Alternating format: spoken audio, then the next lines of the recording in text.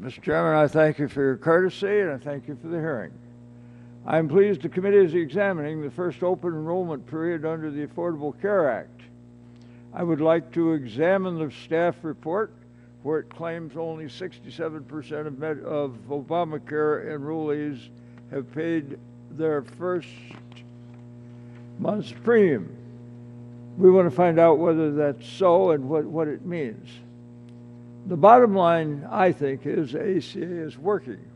After a turbulent start, we got the website up, running, and HHS now reports that 8 million people have selected plans through the exchanges. Furthermore, some 4.8 million people are enrolled in Medicaid and CHIP, and that number would be much higher if all 50 states chose to expand Medicaid. CBO estimates that another 5 million people purchased ACA-compliant plans outside the marketplaces. Finally, Gallup just found that the percentage of Americans who do not have health insurance fell to 13.4%, down from some 18% 1 year ago. So let's examine and see what goes on. This question to Mr. Mathis, and yes or no, if you please. When WellPoint turned over enrollment figures to the majority, you did this under the caveat that the data was not final and only represented a snapshot in time. Is that correct? Yes, it is. Yes? Yes. Now, this question again to you, Mr. Mathis, and that is because the committee only requested data through April 15, 2014. Is that correct? Yes, it is. Now, Mr. Mathis, is it correct that the people who signed up after May 15 may not have to pay their premium until later in April, May, or even June? Yes or no? Is there anybody after April 15th would have That's longer those who time? signed up after March 15. Yes. Now, Mr. Mathis, is it correct that nearly 90% of WellPoint's customers whose premium deadline has passed have already paid their first month's premium? Yes or no? Yes, it is. Now, in your experience, have you found that people are more likely to make their premium payment right before the deadline?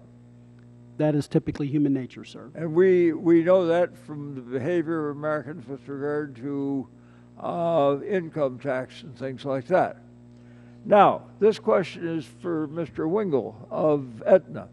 Is it correct that according to your best estimate, roughly 80% of Aetna beneficiaries who reached their payment due date have paid their first month's premium? Yes or no? Month to month, it ranges from the low to mid 80s. Say it again? It ranges from the low to mid 80s month by month. Thank you. Now, this question for you, Mr. Coyne of Blue Cross Blue Shield. Is it correct that according to your best estimate, 80 to 85% of the individuals buying Blue Cross Blue Shield plans through the marketplace have paid their first month's premiums? Yes or no? Yes, that is correct. I'm not hearing you, sir. Yes, that is correct, based That's on correct. a report we Now, have. gentlemen, it doesn't take, I think, a genius or an atomic physicist to figure out the numbers we just heard from the actual insurance companies greatly differ from the staff report.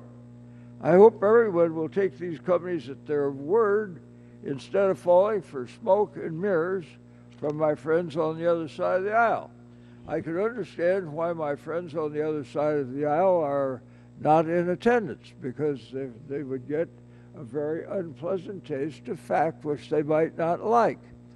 My old daddy taught me, he used to say to me, son, figures don't lie, but liars can figure.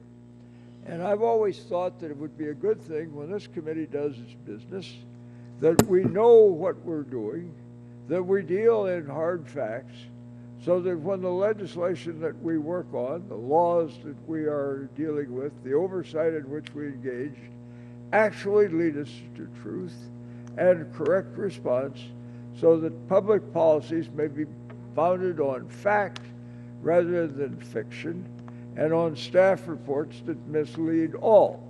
I would suggest that the staff report should be reviewed with the utmost of care and deposited then very carefully in the nearest large wastebasket. Thank you, Mr. Chairman. Gentleman yields back. Now recognize